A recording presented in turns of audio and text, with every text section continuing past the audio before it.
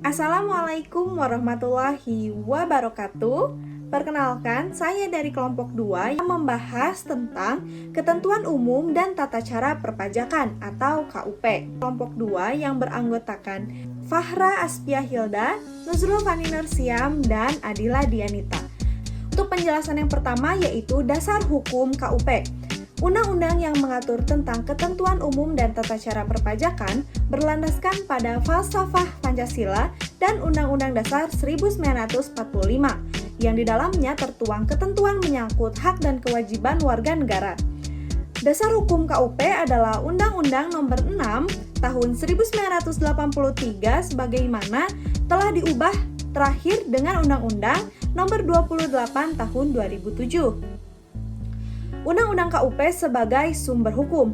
Berdasarkan Undang-Undang 1945 Pasal 23A Ayat 2, pemerintah memiliki kewenangan untuk memungut pajak dari masyarakat sebagai warga negara. Dengan adanya pemungutan pajak tersebut, maka akan terjadi peralihan kekayaan dari masyarakat ke pemerintah untuk membiayai pengeluaran negara dan tidak mendapatkan kontraprestasi langsung. Oleh sebab itu, segala tindakan yang menempatkan beban kepada rakyat, khususnya pajak, harus ditetapkan dengan undang-undang yang telah memiliki kekuatan hukum tetap atau disahkan oleh DPR. Undang-undang KUP merupakan produk hukum yang mengatur mengenai tata cara dalam melaksanakan pemungutan pajak. Hukum pajak sebagai hukum publik. Keseluruhan peraturan perundang-undang yang meliputi kewenangan pemerintah untuk mengambil kekayaan seseorang melalui kas negara termasuk dalam ruang lingkup hukum pajak. Mengingat peraturan ini menyangkut hubungan hukum antar negara dan orang pribadi atau badan yang mempunyai kewajiban untuk membayar pajak, maka hukum pajak merupakan bagian dari hukum publik. Kemudian, hubungan hukum pajak dengan hukum pidana. Untuk hubungan hukum ini dapat dilihat dengan adanya sanksi pidana atas kealpaan dan kesengajaan wajib pajak yang melanggar ketentuan perpajakan.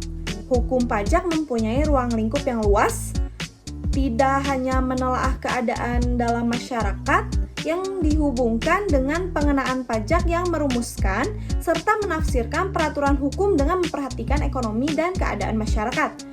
Akan tetapi, hukum pajak juga memuat unsur pidana dan peradilan seperti yang termuat dalam Undang-Undang Nomor 14 Tahun 2002 tentang Pengadilan Pajak. Kemudian, hubungan pajak dengan hukum perdata dapat dilihat dari aspek pajak yang timbul dari berbagai peristiwa perdata, seperti jual beli, sewa menyewa, penghasilan, kekayaan, perjanjian, penyerahan hak, dan sebagainya. Di dalam berbagai peristiwa perdata tersebut, terdapat kewajiban pajak yang harus dilaksanakan oleh para pihak yang terlibat. Kemudian, ada hukum pajak material dan hukum pajak formal. Hukum pajak material memuat norma-norma yang menerangkan keadaan, perbuatan, peristiwa hukum yang dikenakan pajak atau objek pajak, siapa yang dikenakan pajak yaitu subjek pajak, berapa besar pajak yang dikenakan yaitu tarif dasar pengenaan pajak, segala sesuatu yang mengenai timbul dan hapusnya utang pajak, dan hubungan hukum antara pemerintah dan wajib pajak. Misalnya, undang-undang untuk mengatur PPh, PPN dan PPNBM, PBB, BPHTB, Bea Materai, fiskal luar negeri, dan sebagainya. Kemudian ada hukum pajak formal, memuat bentuk atau tata cara untuk mewujudkan hukum material menjadi kenyataan atau dapat diimplementasikan dengan baik, dan pajak yang bisa dipungut. Hukum pajak formal ini memuat antara lain mengenai tata cara penyetoran dan pembayaran pajak, pelaporan pajak, hak dan kewajiban pajak, hak dan kewajiban dan kewenangan fiskus, dan sebagainya.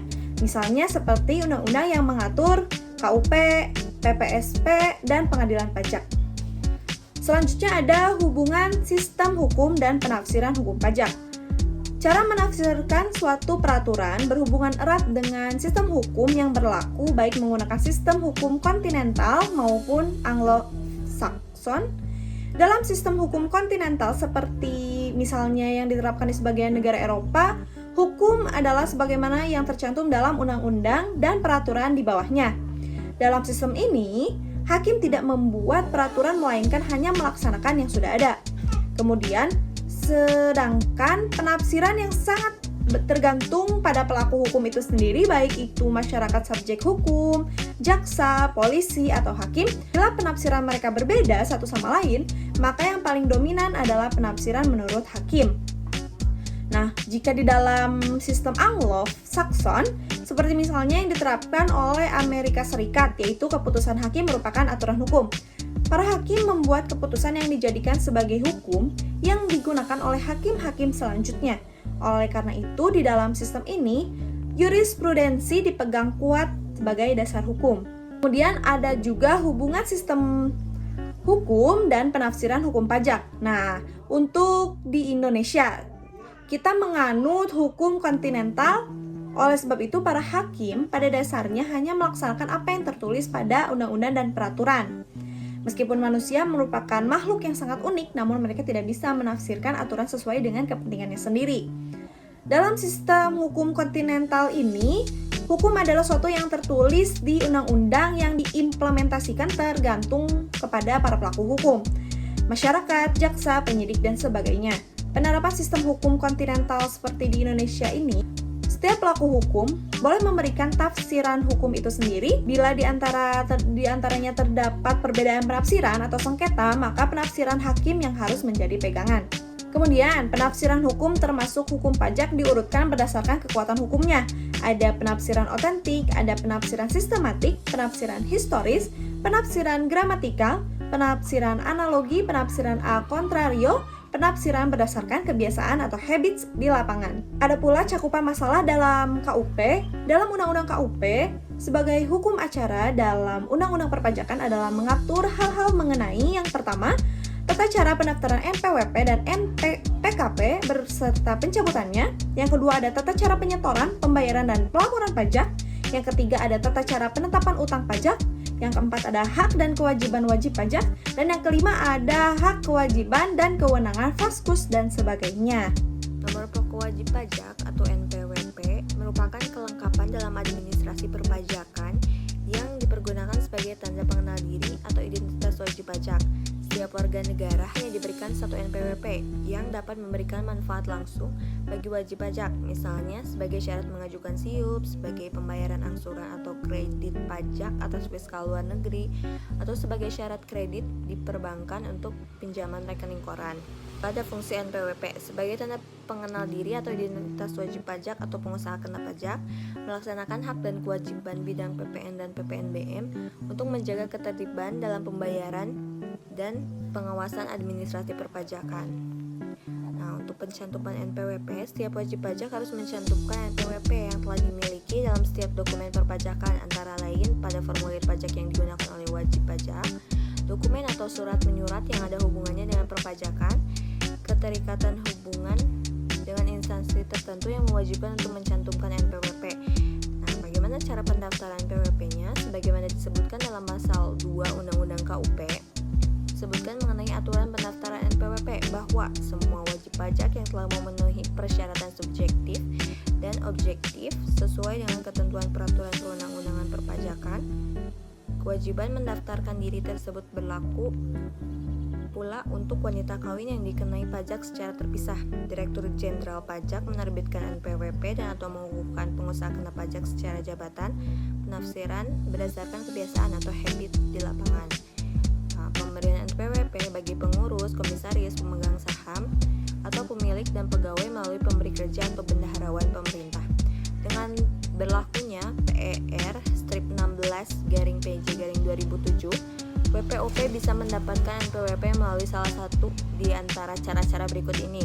Yang pertama, mendaftar sendiri secara manual ke KPP yang wilayah kerjanya meliputi tempat tinggal WPOP tersebut sesuai KMP strip 161/PJ/2001. Yang kedua, mendaftar sendiri melalui sistem e-registration ke KPP yang wilayah kerjanya meliputi tempat tinggal WPOP tersebut sesuai KMP strip 173/PJ/2004. Yang ketiga, mendapatkan NPWP secara jabatan. WPOP diberikan NPWP tanpa melalui pendaftaran ke KPP, tetapi berdasarkan data yang dimiliki oleh Ditjen Pajak kepada WPOP tersebut diberikan NPWP. Bagaimana dengan sanksi-sanksinya? Di dalam pasal 39 Undang-Undang KUP disebutkan mengenai sanksi, khususnya masalah NPWP, bahwa setiap orang yang dengan sengaja tidak mendaftarkan diri untuk diberikan NPWP atau menyalahgunakan tanpa hak NPWP, pidana sebagaimana dimaksudkan dalam ayat 1 ditambahkan 1 kali menjadi 2 kali sanksi pidana. Setiap orang melakukan percobaan untuk melakukan tindak pidana menyalahgunakan atau menggunakan tanpa hak NPWP. Bagaimana cara penghapusan NPWP? Penghapusan NPWP dilakukan dalam hal-hal sebagai berikut. Bagi wajib pajak orang pribadi atau WPOP yang meninggal dunia dan tidak meninggalkan warisan. Yang kedua, warisan yang belum terbagi dalam kedudukan sebagai subjek pajak sudah selesai dibagi. Yang ketiga, wajib pajak badan yang telah dibubarkan secara resmi berdasarkan ketentuan peraturan perundang-undangan yang berlaku. Yang keempat, bentuk usaha atau BUT yang karena suatu hal kehilangan statusnya sebagai bentuk usaha tetap. Yang kelima, wajib pajak orang pribadi lainnya selain yang dimaksud dalam huruf A dan huruf B yang tidak memenuhi syarat lagi sebagai wajib pajak. Kewajiban pembukuan dan pencatatan.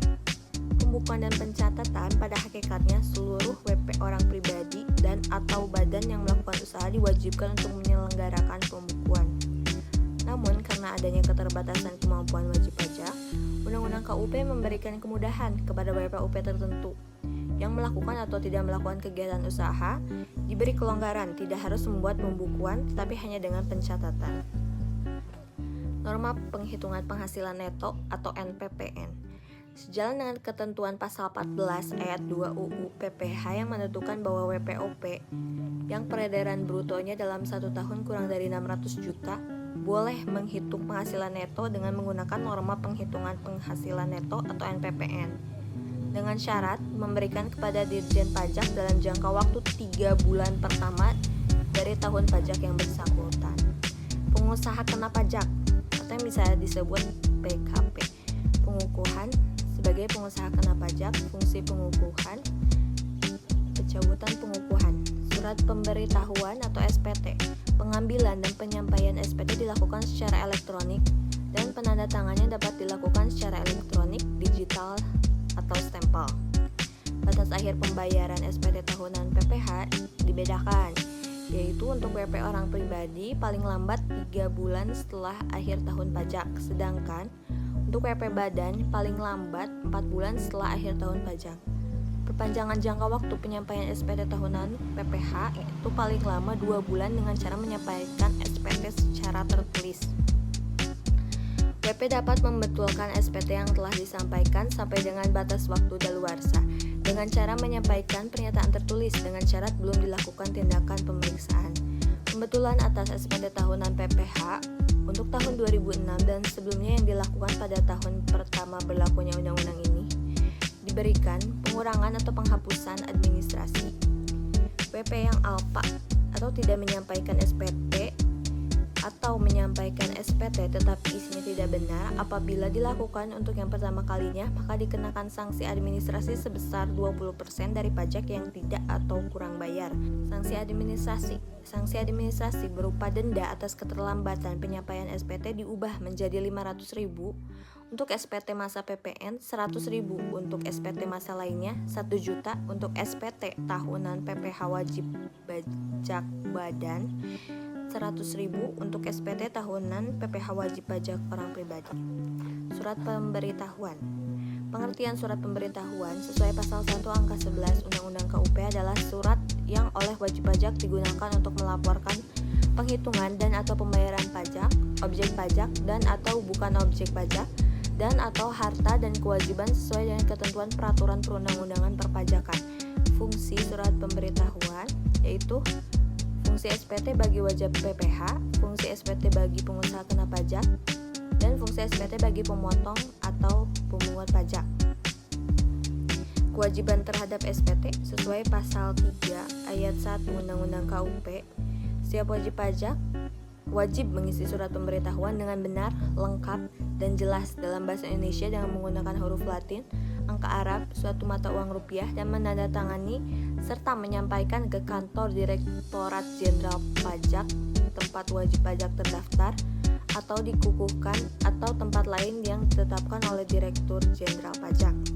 Batas waktu penyampaian surat pemberitahuan adalah batas waktu pembayaran dan penyetoran pajak yang terutang untuk suatu saat masa pajak ditetapkan oleh Menteri Keuangan dengan batas waktu tidak melewati 15 hari setelah saat terutangnya atau masa pajak berakhir. Batas waktu pembayaran untuk kekurangan pembayaran pajak berdasarkan SPT tahunan paling lambat sebelum SPT disampaikan. Jangka waktu pelunasan surat ketetapan pajak untuk wajib pajak usaha kecil dan wajib pajak di daerah tertentu paling lama 2 bulan. Untuk materi selanjutnya ada pembayaran pajak. Surat setoran pajak SSP. Surat setoran pajak adalah bukti pembayaran atau penyetoran pajak yang telah dilakukan dengan menggunakan formulir atau telah dilakukan dengan cara lain ke kas negara melalui tempat pembayaran yang ditunjukkan oleh Menteri Keuangan pasal 1 angka 4 UU KUP. Yang kedua ada penyetoran pajak dan tempat pembayaran. Wajib pajak harus membayar atau menyetorkan pajak yang terhutang dengan menggunakan surat setoran pajak ke kas negara melalui tempat pembayaran yang diatur atau berdasar peraturan Menteri Keuangan pasal 10 ayat 1 UU KUP. Untuk batas waktu pembayaran menurut PPh pasal 21 paling lambat tanggal 10 bulan takwim berikutnya setelah masa pajak berakhir. Yang kedua, PPh pasal 21 impor harus dilunasi sendiri oleh wajib pajak bersamaan dengan pembayaran bea masuk. Apabila bea masuk dibebaskan atau ditunda harus dilunasi pada saat penyelesaian dokumen impor. Untuk yang ketiga ada PPh pasal 22 Direktorat Jenderal Bea dan Cukai 1 hari setelah pemungutan pajak dilakukan. Yang keempat PPh pasal 22 Bendaharawan Pemerintah pada hari yang sama dengan pelaksanaan pembayaran. Yang kelima ada PPh pasal 22 dari penyerahan oleh Pertamina dilunasi sendiri oleh wajib pajak sebelum surat pemerintah pengeluaran barang. Yang keenam PPh pasal 22 yang dipungut oleh paling lambat tanggal 10 bulan takwim berikutnya. Yang ketujuh, PPh pasal 23 dan 26 paling lambat tanggal 10 bulan takwim berikutnya setelah bulan saat terutangnya pajak. Yang ke-8, pasal PPh pasal 25 paling lambat tanggal 15 bulan takwim berikutnya setelah bulan saat terutangnya pajak. Yang ke-10 ada PPN dan PPNBM yang mana harus dilunasi sendiri oleh wajib pajak bersamaan dengan pembayaran bea masuk. Apabila bea masuk dibebaskan atau ditunda harus dilunasi pada saat penyelesaian dokumen impor. Yang ke-11 PPN dan PPNBM Direktorat Jenderal Bea dan Cukai 1 hari setelah pemungutan pajak dilakukan. Yang ke-12 PPN dan PPNBM Bendaharawan paling lambat tanggal 7 bulan takwim berikutnya setelah masa pajak berakhir. Hak wajib pajak. Hak wajib pajak yaitu hak memperpanjang jangka waktu penyampaian SPT, hak membetulkan surat pemberitahuan, hak menghasut atau menunda pembayaran pajak, hak memohon restitusi, hak memohon pembetulan surat tagih pajak atau surat ketetapan pajak yang salah. Yang selanjutnya ada hak mengajukan keberatan, dan yang selanjutnya juga ada hak mengajukan gugatan keberatan dan banding, dan yang terakhir ada imbalan bunga. Untuk materi selanjutnya ada wewenang dan kewajiban aparat perpajakan. Wewenangnya itu adalah yang pertama wewenang menerbitkan surat ketetapan pajak, wewenang menerbitkan surat tagihan pajak, wewenang melakukan penagihan pajak, melakukan pemeriksaan, melakukan penyelidikan, melakukan penyegelan yang salah, mengurangkan atau menghapuskan saksi administrasi, hak mendahulu pemeriksaan, pengurangan, dan pembatalan. Untuk materi selanjutnya ada sanksi bagi petugas pajak atau fiskus.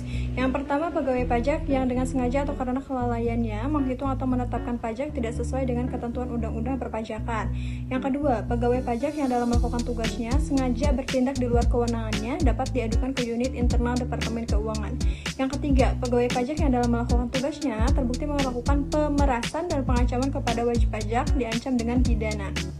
Yang keempat, pegawai pajak yang dengan maksud menguntungkan diri sendiri secara melawan hukum dengan menyalahgunakan kekuasaannya memaksa seseorang untuk memberikan sesuatu untuk membayar atau menerima pembayaran. Yang kelima, pegawai pajak tidak dapat dituntut baik secara perdata maupun pidana. Yang materi selanjutnya ada kode etik bagi petugas pajak. Yang pertama, pegawai Direktorat Jenderal Pajak wajib mematuhi kode etik pegawai Direktorat Jenderal Pajak. Pengawasan dan pengaduan pelanggaran kode etik pegawai DJP dilaksanakan oleh Komite Kode Etik. Yang ketiga, dalam rangka pengawasan perpajakan, Menteri Keuangan membentuk komite pengawasan di bidang perpajakan. Materi selanjutnya ada ketentuan pidana. Wajib pajak yang alfa tidak menyampaikan SPT atau menyampaikan SPT tetapi tidak benar. Wajib pajak yang tidak menyelenggarakan pembukuan dan atau tidak menyimpan pembukuan di Indonesia.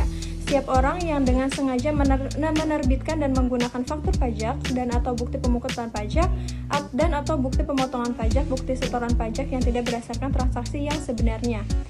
Yang selanjutnya ada ketentuan penyidikan, menegaskan dan menyesuaikan ketentuan yang mengatur tentang penyidikan, yaitu wewenang penyidikan tindak pidana di bidang perpajakan hanya dilakukan oleh penyidik pegawai negeri sipil di lingkungan Direktorat Jenderal Pajak.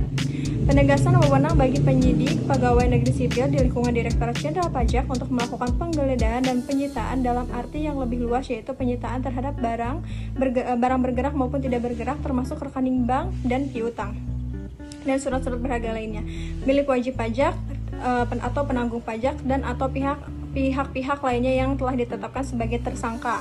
Yang ketiga, batas waktu penetapan keputusan penghentian penyidikan tindak pidana di bidang perpajakan oleh Jaksa Agung berdasarkan permintaan Menteri Keuangan paling lama 6 bulan sejak tanggal surat permintaan sepanjang perkara pidana tersebut belum dilimpahkan ke pengadilan. Kesimpulannya adalah, ketentuan umum dan tata cara perpajakan atau KUP yang ditetapkan dalam Undang-Undang Nomor 28 Tahun 2008 merupakan hukum pajak formal yang mengatur mengenai prosedur atau tata cara pemenuhan hak dan kewajiban perpajakan serta sanksi-sanksi bagi yang melanggar kewajiban perpajakan. Terbitnya UU KUP adalah undang-undang untuk melaksanakan hukum pajak material seperti UU PPH, PPN, dan PPMBM, pajak bumi dan bangunan, bea perolehan hak atas tanah dan bangunan, bea materai, UU penagihan pajak dengan surat paksa. Berbagai pemungutan pajak akan dilaksanakan sesuai dengan ketentuan tersebut, kecuali apabila ketentuan pajak atau undang-undang pajak yang lain secara khusus menentukan sendiri tata cara pemungutannya. Untuk memudahkan administrasi perpajakan, setiap wajib pajak yang telah memenuhi perpajakan harus mendaftarkan dirinya dan memperoleh NPWP atau pengukuhan sebagai pengusaha kena pajak atau PKP. Untuk melaksanakan kewajiban pajaknya, maka wajib pajak harus menggunakan surat pemberitahuan atau SPT. Nah, adapun hak wajib pajak sesuai aturan perpajakan antara lain yaitu hak memperpanjang jangka waktu penyampaian surat pemberitahuan, membetulkan surat pemberitahuan, mengatur atau menunda pembayaran pajak, kemudian memohon restitusi, memohon pembetulan surat tagihan pajak atau surat keterangan pajak yang salah, hak memajukan keberatan, dan mengajukan banding. Wewenang aparat perpajakan antara lain adalah wewenang untuk menerbitkan surat ketetapan pajak, menerbitkan surat tagihan pajak, melakukan penagihan pajak, wewenang melakukan pemeriksaan, wewenang melakukan penyelidikan, melakukan penyegelan, dan mengurangkan atau menghapuskan sanksi administrasi.